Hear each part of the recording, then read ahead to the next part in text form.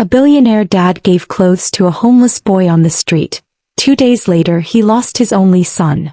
It was another ordinary evening in New York when Daniel Thompson and his 10-year-old son Ethan were walking toward their car after finishing some shopping. The city buzzed around them, honking cabs, glowing streetlights and steam rising from the subway grates. Shoppers rushed past, clutching their bags tightly, collars turned up against the biting wind. Daniel, dressed in a sharp, tailored coat, carried Ethan's backpack as the boy skipped happily beside him, excitedly talking about the new shoes they had just bought. Suddenly, from the shadows of a nearby alley, a small voice cut through the city's noise. "Sir, please help me. I don't have any clothes to wear." They both stopped. A boy no older than Ethan stepped into the glow of a streetlight. He was barefoot. His tiny frame seemed lost inside a dirty, oversized hoodie that barely reached his elbows. His lips trembled, cheeks flushed red from the cold, and his eyes carried the weight of someone who had already seen too much sorrow for his young age. Ethan froze. He looked at the boy, then turned to his dad. Without a second thought he said, "It's okay, Dad. You can give him some of my clothes." Daniel looked down at his son, surprised by the sincerity in Ethan's eyes. For a brief moment time seemed to slow down. All the business meetings, contracts and deadlines that usually filled Daniel's life suddenly felt so small, so meaningless. He gave a faint smile and nodded. "Okay." They walked over to their car. Daniel opened the shopping bags and pulled out a few items. A cozy sweatshirt, a thick pair of socks, and a winter hat with a fluffy pom-pom on top, Ethan's favorite. Ethan personally handed the clothes to the boy, placing them softly into his small hands. "Here," Ethan said gently. "You'll be warm now." Before they left, Ethan tugged at his dad's sleeve. "Dad, can we get him something to eat too? He looks hungry." Daniel agreed. They crossed the street and returned a few minutes later with a warm sandwich, a bottle of water and a cup of hot cocoa. The boy's face lit up, not just from the warmth of the food but from something deeper. Gratitude. Recognition. Human connection. Daniel crouched beside the boy and placed a comforting hand on his shoulder. "Where do you live?" he asked softly. The boy quietly raised a small hand and pointed across the avenue, toward the shadows beneath a steel bridge. Daniel followed his gaze and what he saw hollowed him out. A pile of cardboard boxes, thin blankets, barely enough to block the harsh wind. The boy didn't say anything more. He simply smiled faintly, then backed away into the alley, disappearing once again into the city's forgotten corners. On the drive home, Ethan was unusually quiet. His new shoes sat unopened beside him. His eyes stared out the window, watching the blur of the city lights. "Dad," he whispered, his voice soft. "Why do some kids have to live like that?" Daniel had no answer. He was a man used to solving problems, a man who built skyscrapers and signed million-dollar deals. But at that moment, sitting beside his son in the car, he felt completely helpless. There were no fancy words, no business strategy, just the aching silence of a father watching the reflection of his son's kind heart shine brighter than all the lights of New York. The car's heater hummed softly as the cold wind scratched at the windows. But inside the steel and glass walls of their luxury residence, warmth wrapped itself around every corner of the home like a soft blanket. Twinkling fairy lights glowed above the fireplace, and the faint smell of cinnamon and pine filled the air. Family photos lined the hallway. Birthdays, school plays, lazy Sundays. Their house wasn't just big. It was alive with memories. Daniel, Emily, and Ethan had just returned home from their unexpected encounter with the homeless boy. Shopping bags rustled softly as they set them down by the door. Emily, with her usual gentle grace, helped Ethan remove his coat and gloves, brushing off the snowflakes. Ethan's cheeks were still pink from the cold. "Mom," he said, his voice thoughtful as Emily ruffled his hair. "We gave my clothes to a boy who didn't have anything." Emily's eyes widened with concern for a moment, glancing at Daniel. But then her expression softened as she turned back to Ethan. "You did?" she asked. "He didn't have a jacket. No shoes. He said he lived under a bridge," Ethan replied quietly. His face had fallen slightly now, the full weight of the situation sinking in. He was my age, Mom. Emily crouched down and gently cupped Ethan's face in her hands. That was very kind of you, baby. You saw someone hurting, and you helped. That's what it means to have a big heart. He looked so cold, Ethan whispered.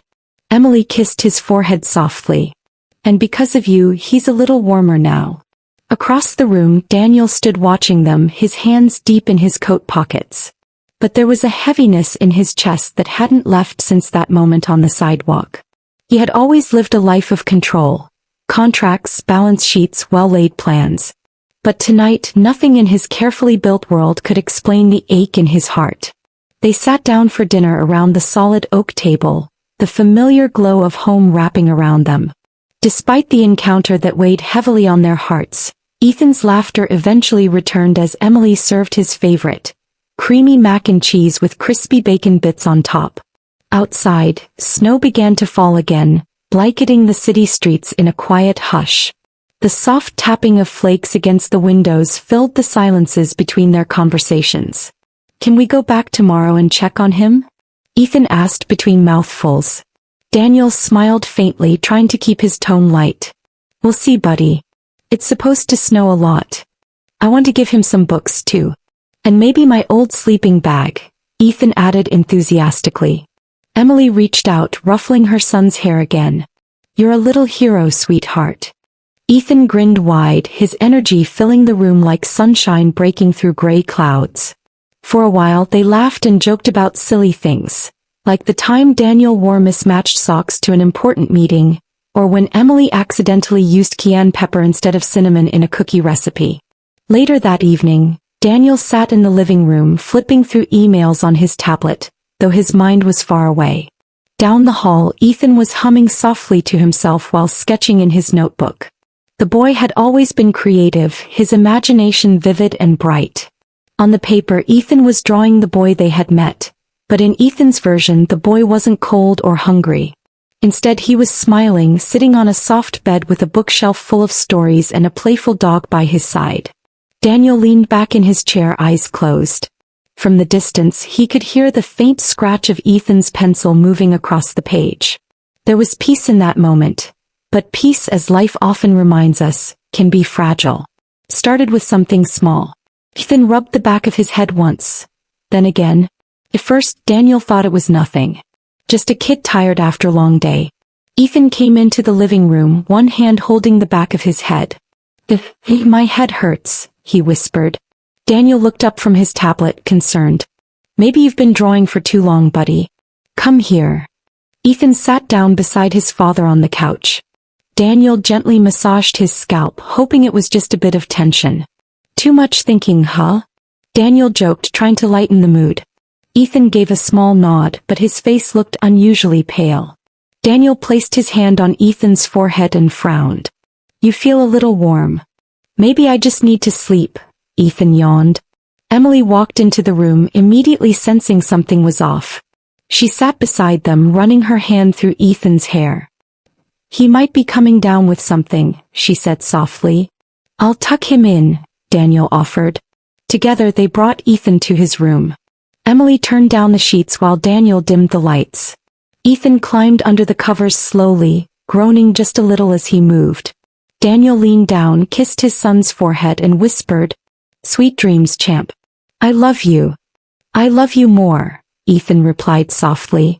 Emily added her own kiss to his forehead, her voice tender. Good night, my baby. They left the door ajar as they stepped out of the room. The house settled into stillness, the soft hum of the heater and the faint ticking of the living room clock filling the quiet. It was just past midnight when everything changed. A loud crash. Then a heavy thud. Then silence. Daniel and Emily shot upright in bed, hearts pounding. The kind of silence that follows a scream that never came. Ethan! Emily shouted, already racing down the hallway. She reached his room first, and the gasp that tore from her throat would haunt Daniel forever. Ethan was on the floor, his small body limp, his chest barely rising. His lips had turned an eerie shade of blue. His eyes were closed. For one terrifying moment, Daniel stood frozen in the doorway as the world around him moved in horrifying slow motion. Then adrenaline snapped him awake. "Call 911, he shouted, his voice cracking as he dropped to his knees beside his son. Daniel gently lifted Ethan's body, cradling him, trying to get a response, shaking him softly. "Come on, buddy, stay with me. Stay with me." The ambulance arrived within minutes, though for Daniel and Emily, it felt like an eternity.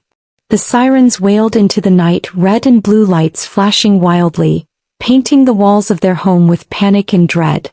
Inside the speeding ambulance, Daniel clutched Ethan's hand tightly, whispering prayers he never thought he'd have to say. Emily sat beside them, tears streaming down her face, unable to stop the shaking in her hands. At the hospital, the air was sterile and still. Doctors moved swiftly, their faces tight with focus, but beneath their professionalism, Daniel could see the gravity in their eyes. In the waiting room, Daniel and Emily held on to each other, fingers laced together as if trying to keep each other from falling apart. Emily's mascara had smeared down her cheeks from crying, but she didn't care. Daniel, always the strong one, was trembling. Powerless. Helpless. After what felt like an eternity, a doctor finally approached them, his expression grave. "Mr. and Mrs. Thompson," he began carefully. "Ethan's cancer has returned. Aggressively. It's spreading fast." Emily let out a sob so raw it seemed to tear through the walls of the hospital.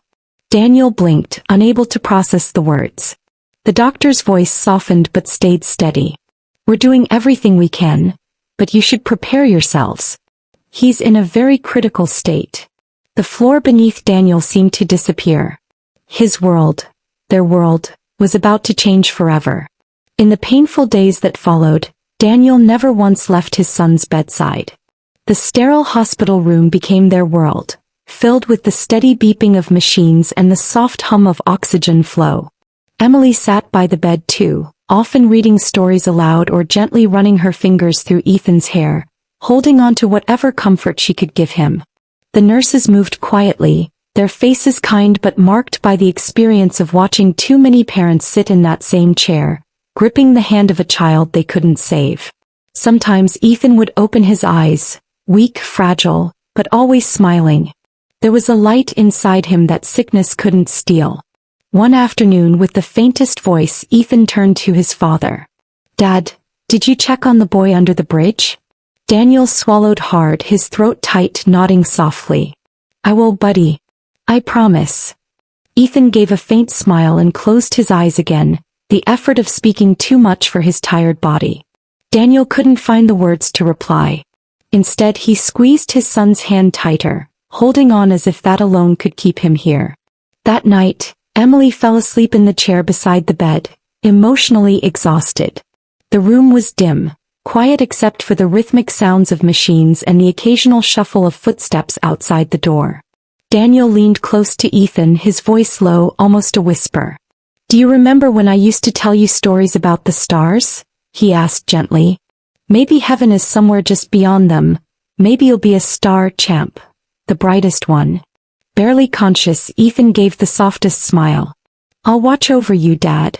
Daniel pressed his forehead gently against his son's and stayed like that for hours, as if holding him close enough could somehow stop time. But time, cruel as it is, never stops. And then came the silence. Not the gentle, peaceful silence of rest, but the unbearable stillness that follows the end of a heartbeat. The nurses entered the room quietly. One of them approached and gently pulled the blanket up to Ethan's chest. She paused, meeting Daniel's eyes. "I'm so sorry," she whispered. Daniel didn't cry. He didn't even move. It was as if the weight of grief had frozen him in place. Beside him, Emily's scream shattered the room, a sound so full of anguish it seemed to split the air open. She collapsed onto the edge of the bed, her hands clinging to their son's small, lifeless body. But Daniel, he just stood there, staring, numb. Ethan was gone. His son. His light. The next morning was heavy with sorrow. Rain fell steadily from the gray sky, dripping from the edges of umbrellas gathered at the cemetery. The city that never sleeps seemed for once to pause. New York, so often loud and impatient, now stood still. A small group gathered beneath a canopy of black umbrellas at the edge of the cemetery: family, a few close friends, neighbors and colleagues. A handful of Ethan's classmates were there too, gripping flowers in their little hands, not fully understanding but feeling the weight of the moment. Daniel stood at the front, hands clenched tightly around a folded piece of paper in his pocket. It was a speech he had written, rewritten and torn up, only to start over again. In the end he decided not to read it. Words on a page felt empty. If he was going to speak, he'd speak from the heart, however broken it was. The tiny white casket rested on a frame above the freshly dug grave. It was surrounded by bouquets of white lilies and roses. The box looked too small, heartbreakingly small. It shouldn't belong to someone who had only just begun to live. Emily stood beside Daniel, her hand in his. Her eyes were swollen from endless tears. She hadn't spoken much since Ethan's passing, only soft nods, whispers, and the occasional sob that left her breathless. Daniel stepped forward. The soft crunch of wet grass beneath his shoes was the only sound for a moment. He looked at the people gathered there, then down at the casket. And for a while he let the silence say what words could not. When he finally spoke, his voice trembled. "Thank you all for being here," he began, swallowing hard. "I never imagined I'd have to say goodbye to my son this soon. Certainly not like this." A gust of wind stirred the air, tugging softly at the canopy above. Ethan was the kind of boy who made you want to be better. He didn't just see people, he really saw them. Not with pity, not with judgment, but with kindness. Daniel's eyes glistened as he looked up toward the gray sky. "Just a few nights ago we were walking down a street in Manhattan, shopping bags in hand, holiday lights overhead, when a little boy stepped out from the sidewalk. Homeless. Freezing. Barely able to speak." Daniel paused, his throat tightening. Ethan didn't even hesitate. He asked if we could give that boy his clothes. He insisted we buy him food. He wanted to make sure the boy was warm and safe. A soft murmur passed through the crowd. Some wiped away tears as they listened. Daniel continued, his voice shaking but steady. "That's who my son was. Even when he had so little left to give, he gave. He thought of others." Daniel turned back to the casket and knelt beside it, resting one hand gently on the smooth surface. "I used to tell him stories about heroes, knights and dragons and battles won by bravery. But the truth is, I was living with one." His voice broke. "My son was the bravest soul I've ever known." He bowed his head, his hands still on the casket. "Goodbye, my boy. I will carry you with me, in every breath, every moment. You made me a better man. You made this world better, even if only for a short while." The priest stepped forward to offer a closing prayer. Emily leaned into Daniel, unable to hold back the sob that escaped her as the casket was slowly lowered into the earth. Silence fell again. Heavy. Sacred. The soft patter of rain on umbrellas and the quiet sniffles of those standing there were the only sounds as the last glimpse of the white casket disappeared into the ground. Daniel stood motionless, watching as the brightest part of his life was lowered beneath the earth. He didn't cry. Not yet. His grief had sunk too deep for tears. It had become something heavier. Wordless. Like a stone now living in his chest. The ride home from the cemetery was painfully quiet. Emily stared out the window, her hand resting gently on Daniel's knee. Neither of them spoke. The car felt like a fragile capsule trapped between two worlds. The world where Ethan had existed and the world they were now forced to enter without him. When they arrived back at the house, Daniel paused at the front door, his hand frozen on the handle. The air inside felt unnaturally still, like the house itself knew something was missing. The hallway lights were off, but faint sunlight crept through the curtains, illuminating the small details that now screamed with memory. Ethan's backpack was still by the door, one of his socks peeking out from beneath the couch. A juice box, half finished, sat on the kitchen counter. Daniel didn't take off his coat. He walked straight past the entryway and into Ethan's room. The door creaked softly as it opened, revealing a space frozen in time. The bed was neatly made, just the way Emily had done it on laundry day. The blue comforter, decorated with rockets and stars, lay perfectly smoothed. Ethan's drawing pad sat on the nightstand, still open to the last sketch he had made. A picture of the homeless boy they had met, smiling, holding hands with someone who looked like Ethan. In the drawing there was a warm bed, a bookshelf and a happy dog beside the boy. The shelves along the wall were lined with Ethan's favorite books, the pages dog-eared and well-loved. A toy astronaut helmet leaned crookedly on a chair. His polished sneakers stood by the door, shoes he had insisted on keeping spotless. Daniel walked slowly into the room and sat down on the edge of the bed. He ran his hand gently across the soft fabric of the blanket, fingers tracing the seams as if trying to hold on to something solid in the midst of his heartbreak. His eyes fell on one of Ethan's stuffed animals, a floppy-eared dog named Rocket. Daniel remembered the night they had bought it together, Ethan clutching it tightly on the way home. The little dog had gone everywhere with Ethan, even to the hospital during chemo sessions. It had been his comfort, his companion. Daniel picked up the stuffed animal and pressed it to his chest, eyes closed. And then the tears came. Heavy, unstoppable, deep from a place so wounded, so raw, that even Daniel's pride as a father, a protector, couldn't hold back the flood. He wept into the silence of the room, for the laughter he would never hear again, the hugs he would never feel, the bedtime whispers of, "I love you, Dad," that would never come again. His sobs shook his shoulders, cracking through every wall he had built around himself as a man of strength and success. And when the tears finally began to slow, what remained was the hollow ache of loss. A dull, suffocating emptiness. Daniel stood slowly, wiping his face with the back of his hand. His gaze shifted to Ethan's desk. With trembling fingers he opened the top drawer. Inside, tucked between colored pencils and scraps of paper, was Ethan's small notebook. His secret journal. The one he never let anyone read. Daniel hesitated, then carefully opened it. On the very first page, in Ethan's childlike handwriting, was a single line. "When I grow up, I want to help people feel warm and loved." Daniel stared at those words for a long time. The pain in his chest deepened, but beneath it, there was something else. A spark. A flicker of understanding. Outside the window the rain had stopped. A single beam of sunlight broke through the heavy clouds, casting a soft glow across the desk, landing directly on the open notebook. That night Daniel didn't sleep.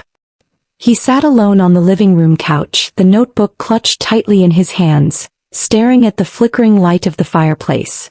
Emily had gone to bed early, drained from the unbearable day, her soul emptied by grief. But Daniel remained where he was, motionless. Ethan was everywhere. And nowhere. His laughter still echoed faintly in Daniel's memory, the sound of footsteps racing down the stairs, the little songs he would hum while brushing his teeth, the giggles when he thought no one was watching as he sneaked a cookie from the kitchen. The memories played on repeat, each one both a blessing and a knife to the heart. Daniel stared at the pages of the notebook again. The words Ethan had written weren't random. They weren't the dreams of just any child. They were a calling. A mission. A message. Ethan's last act of kindness had not been an accident. It had been intentional. It had meant something. Ethan had lived only 10 short years, but in those 10 years he had taught Daniel more about love, compassion and humanity than any adult ever could. Daniel rose from the couch slowly, his legs stiff, his heart still heavy but now carrying a seed of purpose. He walked quietly to the dining table, where Emily had placed a framed photo of Ethan earlier that week. In the picture, Ethan stood smiling, arms outstretched, wearing a paper crown and holding a toy sword, the kind of carefree joy that only children know. Daniel touched the edge of the frame gently, his voice a whisper. "I don't know how to live without you, but I'll try. And I'll make sure they all know who you were." Then, as if guided by something greater than himself, he turned toward his home office, sat down at his laptop, opened a blank document and typed the title. The Ethan Hart Foundation. He stared at the words for a long time, nodding slowly to himself. He knew it wouldn't bring Ethan back. Nothing could. But maybe, just maybe, it could make sure that no other child had to sleep cold and forgotten on the streets. Maybe it could be the way Ethan's light would keep shining in the world. And maybe through this the world wouldn't feel quite so empty. The next morning after the funeral, the house remained eerily silent. It wasn't the gentle quiet of peace. It was the heavy, suffocating stillness of grief. The kind of silence that wraps around you like fog, dense and hard to escape. The warmth that had once filled the home, Ethan's laughter, his small feet racing up and down the stairs, the tunes he hummed while brushing his teeth, all of it had disappeared, leaving behind only echoes. That night Daniel didn't sleep. He sat alone in Ethan's room, surrounded by sketches of rockets and stars, toy soldiers lined neatly across a shelf, and books with worn, bent pages from being read over and over again. He stared at the small clothes still hanging in the closet. Tiny jackets. Sweaters with superhero logos. Shoes so small they looked impossible to fill. Something inside Daniel cracked wide open. As the morning sun began to creep through the blinds, casting golden streaks across the room, the outside world moved on. But inside, Daniel stood frozen. In his hands he held a cardboard box. Inside he had gently folded some of Ethan's favorite clothes. The red hoodie he wore almost every weekend, the striped pajamas he had refused to outgrow, the tiny gloves with little rocket ships embroidered on them. Every item told a story.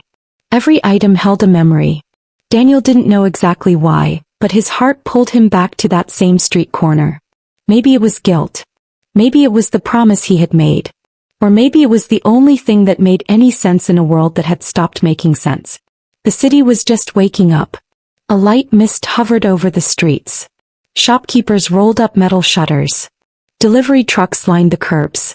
Pedestrians, still groggy from sleep, clutched their coffee cups and crossed intersections, unaware of the heartbreak sitting behind the wheel of one of the passing cars. Daniel drove in silence. No music, no news, just the soft hum of the engine and the dull, steady beat of his heart. Each thump reminded him that Ethan was no longer beside him. When he reached the street corner, it looked exactly the same. Pulled, cracked, forgotten. And there he was, the same homeless boy they had met that night. The same oversized hoodie swallowed his thin frame, though it looked a little cleaner now. He sat on the steps of a closed bookstore, arms wrapped tightly around his knees, face half hidden in the folds of his sleeve. Daniel parked the car and sat still for a moment watching the boy. His heart hesitated. How do you walk toward someone who reminds you so deeply of the last good thing your child ever did? But he did. Daniel stepped out, carrying the box close to his chest. His shoes crunched softly on the pavement as he approached the boy, who looked up, wary, unsure whether to run or stay. Daniel crouched down, his voice gentle, soft. "Hi." The boy stared at him, silent. Daniel continued carefully. "I don't know if you remember me, but a few nights ago you met my son Ethan." The boy blinked slowly, recognition flickering behind his tired eyes. He gave a small nod. Daniel placed the box between them. These were his. His voice wavered. "He wanted you to be warm. He wanted to help." The boy's eyes dropped to the box. Slowly he reached out and lifted the corner of the lid. His fingers brushed against the blue sweater, the hat, the soft pair of socks and the little gloves. Then the boy looked up again, confusion creasing his brow. "But, if you give me his clothes, what will your son wear now?" The question hit Daniel like a punch to the chest. His breath caught. His eyes filled. He knelt lower, not as a businessman now, but as a father hollowed out by loss. "He won't need them anymore," Daniel whispered, his voice breaking. "He's gone, he's with his maker now." The boy's lips quivered. His small hands clenched into tight fists. And then, with the kind of raw grief that only a child can release, he burst into tears. Daniel reached out instinctively, pulling him into an embrace. The boy didn't resist. He melted into Daniel's arms, crying hard, the weight of loneliness and hunger pouring out of him at once. There, on that forgotten corner of the city, between broken bricks and silent streets, a man who had lost his son, and a boy who had lost everything else, held on to each other as the soft light of a new day warmed their backs. They sat together for over an hour. No words were needed. They simply shared the space between them, watching the world go by. Cars passing, pigeons fluttering above, people moving past without noticing. Finally the boy spoke, his voice small and shy. I sleep under the bridge. Sometimes with others. Sometimes alone. Daniel nodded, his throat too tight to reply. He simply listened. The boy wiped his eyes on his sleeve and then added softly, Ethan said, I should have a home. Daniel looked at him, then really looked. Behind the dirt and the bruises and the worn clothes was just a boy. A boy not much different from Ethan. A boy who maybe liked the same cartoons. Who maybe laughed the same way. A boy who in another life could have been Ethan's friend. Daniel's voice was steady when he asked, What's your name? The boy hesitated, then whispered, Liam. Daniel smiled faintly. That's a strong name. Liam looked away, shyly hugging the box of clothes to his chest. Daniel reached into his coat pocket and handed Liam a small card. This has my name, my number, and my address. If you ever need anything, Liam, anything at all, you come find me. Liam nodded slowly, clutching the card as if it were gold. Daniel stood, looking down at the boy for one long, thoughtful moment, then turned to leave. When he reached home, Emily was waiting in the kitchen. Their eyes met. She didn't need to ask where he had been. Daniel didn't say a word. He just walked quietly into Ethan's room and sat down on the bed. For the first time since Ethan's passing, Daniel didn't feel entirely alone. Weeks passed since Ethan's funeral, but the ache in Daniel's chest remained as raw as ever. Grief, he realized, doesn't fade with time. It settles into your bones, becoming a part of you, something you carry quietly. The days blurred together, each one soaked in memories of a boy who had once filled every corner of the house with life. But amidst that sorrow, something else began to rise inside Daniel. Not closure, not healing exactly, but a question that wouldn't leave him alone. What now? One bright morning, sunlight streamed through the curtains of Ethan's room. Dust particles floated in the beams like tiny fireflies. Daniel stood there, staring at the drawings Ethan had taped proudly to the wall. Rockets, stars, dreams scribbled in bold crayon colors. One drawing in particular caught his eye. It was the one Ethan had made of the homeless boy they met, Liam. In the sketch, Liam wasn't cold or alone. He was smiling, holding hands with someone who looked like Ethan. Above them, Ethan had drawn a big house, a sunny blue sky, and below the picture in large messy handwriting were the words, Everyone should feel loved. Daniel stared at that sentence as if it were speaking directly to him. It wasn't just a child's wish. It was a purpose. It was a message. Ethan might be gone, but his spirit, his heart, his dream, they were still here. The tears came again, but this time beneath the grief there was something new. A sense of direction. A calling. Daniel walked out of the room, down the stairs, and picked up the phone. The days that followed moved with a momentum Daniel hadn't felt since Ethan's passing. He poured himself into research, making calls, attending meetings. But this time there were no designer suits, no boardrooms filled with executives. He showed up in jeans, a simple hoodie, sitting beside social workers, nonprofit organizers, teachers, and healthcare professionals. I don't want this to be just another name on a website, Daniel said in one meeting, his voice steady. This isn't about business. This is about continuing the work my son started, with one sandwich, one sweatshirt, and one act of love. And just like that, the Ethan Hart Foundation was born. The official launch wasn't held in a luxury ballroom or a fancy hotel. It was simple, a small community center downtown. The walls were decorated with hand-drawn posters made by local school children, many of whom had lived through homelessness or illness themselves. A makeshift stage stood at the front of the room, flanked by soft yellow lights. A projector played a short video montage of Ethan, laughing in the park, helping Emily bake cookies, feeding the ducks at the pond, riding on Daniel's shoulders at the zoo. No expensive banners. No corporate logos. Just a single quote on the wall. Everyone should feel loved. When Daniel took the stage, the room fell silent. There were journalists, yes, but more importantly there were shelter volunteers, nurses, doctors, social workers, and children. Real people. People who had seen struggle. People who knew pain. Daniel stood there for a moment just looking out at them. When he finally spoke, his voice was filled with emotion, but strong. My son taught me that compassion isn't just a word. It's an action. He paused, swallowing back the lump in his throat. Ethan was only 10 years old, but his heart was bigger than the tallest buildings I've ever built. The audience listened closely, eyes shining, some wiping away tears. When he saw someone in need, he didn't look away.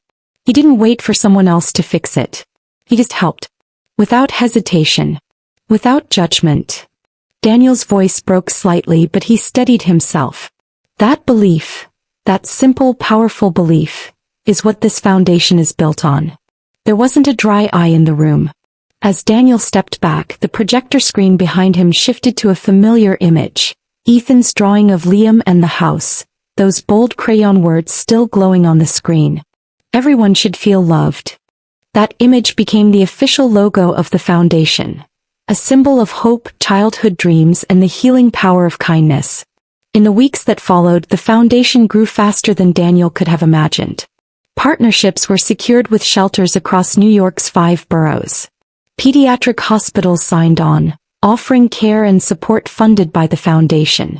Volunteers flooded in. Teachers, students, retirees, all wanting to be part of Ethan's mission. Donations didn't just come from corporations. They came from everyday people. Mothers, fathers, teenagers, people who read Ethan's story and felt compelled to help. But through it all, Daniel never stopped visiting that street corner where it had all begun. Every few days he'd drive down to that patch of concrete near the bridge. And there, almost as if fate had arranged it, Liam was always close by. Sometimes sitting on the bookstore steps. Sometimes playing quietly with scraps of chalk on the sidewalk. Daniel never came empty-handed. Food, water, blankets. But more than anything, he brought consistency. He brought presence. He brought connection. Trust doesn't come easily to those who have lived on the streets. Liam was still wary at first, unsure if Daniel would keep showing up. But little by little he began to open up. He told Daniel about his favorite superhero, Black Panther. About how he used to go to school before his mom got sick. About the nights he stayed awake under the bridge, scared someone might steal his shoes. Daniel listened. He never promised what he couldn't give. But he always listened. One chilly afternoon, Daniel sat beside Liam on the steps, handing him a notebook and pencils. Liam blinked at the gift, surprised. Daniel smiled. Every hero needs the right tools, he said softly. A few weeks later, Daniel knelt beside him again, this time holding a manila envelope. This is the beginning of some paperwork, he explained gently. It's for adoption. But only if you're ready. Only if you want it. Liam's eyes widened. For a moment he didn't speak. Then slowly, fiercely he nodded. Daniel smiled through the tears welling in his eyes. He reached out, pulling Liam into a hug. The kind of hug that says, "You're safe now." The Ethan Hart Foundation's new headquarters opened in a modest brownstone just outside Manhattan. Inside, the walls were painted in bright, hopeful colors. There were cozy reading nooks, a room filled with toys, and an art wall covered in the colorful handprints of children, each handprint a small symbol of hope. At the front desk, a framed photo of Ethan stood proudly, beneath it engraved the words, "Forever 10. Forever kind." The programs offered by the foundation quickly expanded. Emergency clothing and meals for homeless youth, mobile medical vans for underprivileged children, therapy and art workshops for grieving families, and financial support for pediatric cancer patients and their caregivers. But at the center of everything was a simple mission. See the child before the circumstance. The foundation's first Little Heart ambassador was none other than Liam. He stood beside Daniel at school events, his voice growing stronger with each telling of his story. The story of a boy who had once been cold and alone, and the other boy who had given him not just clothes and food but love, dignity, and ultimately a home. For Daniel, something inside had shifted forever. Boardrooms no longer felt like victories. Profit margins no longer felt like milestones. His days were now filled with purpose. Not the kind that padded a bank account, but the kind that filled the quiet rooms of the heart. He had lost a son, but Ethan had left behind a map, a path toward something greater, something that would outlive both of them. One evening, as the foundation hosted a dinner for volunteers and donors, Daniel stood quietly at the back of the room. He watched as Liam laughed with other kids, his smile wide, his eyes bright, the weight he had once carried now so much lighter. Emily came to stand beside him, sliding her hand into his. "You know, he'd be proud," she said softly. Daniel nodded, his gaze never leaving Liam. "He's here," Daniel whispered. "In all of this. In all of them." Later that night, Daniel sat on the back porch of their home, looking up at the stars. The same stars he used to tell Ethan stories about. The air was cool and peaceful. Crickets chirped softly in the background. He closed his eyes and smiled faintly. "Thank you, buddy," he whispered into the quiet night. "You gave me more than I ever gave you. I hope I'm making you proud." And in the rustling of the trees, the flicker of a distant star, and the gentle laughter of children who finally felt safe, he felt the answer. "Yes, Dad, you are." Months passed since that rainy morning at the cemetery. The seasons changed. Winter's chill softened into the bloom of spring, and now summer crept in quietly, bringing a warmth that felt almost like forgiveness. Almost. Because grief, Daniel had learned, doesn't vanish with the seasons. It doesn't disappear when the sun shines again. It grows roots, anchors itself deep inside you, and teaches you how to live with it. How to move forward. Not away from the pain but with it. On one golden afternoon, Daniel stood in the hallway of his home, the same hallway where Ethan once skipped, where laughter once echoed. Now the air was filled with a different kind of anticipation. The door to Ethan's old room stood slightly ajar. Inside, the space had been gently transformed. The rocket ship wallpaper remained on one wall. Ethan's drawings were still pinned lovingly above the desk. But there was a new bed now. A little bigger. A bookshelf filled with new stories. A fresh coat of deep blue paint. And on the nightstand, a framed photo of Ethan, his smile eternal. In the middle of the room stood Liam. He was taller now, his face a little fuller. The tension that had once hunched his shoulders was mostly gone. He wore a soft green t-shirt and denim shorts, his hands folded nervously in front of him as he glanced around the room. Daniel entered quietly, holding an envelope. "Hey," Daniel said softly. Liam turned, smiling shyly. "Hey. You okay?" Daniel asked. Liam nodded, though his voice wavered. I don't know. Feels weird. But good weird." Daniel chuckled softly. "That makes sense." He held out the envelope.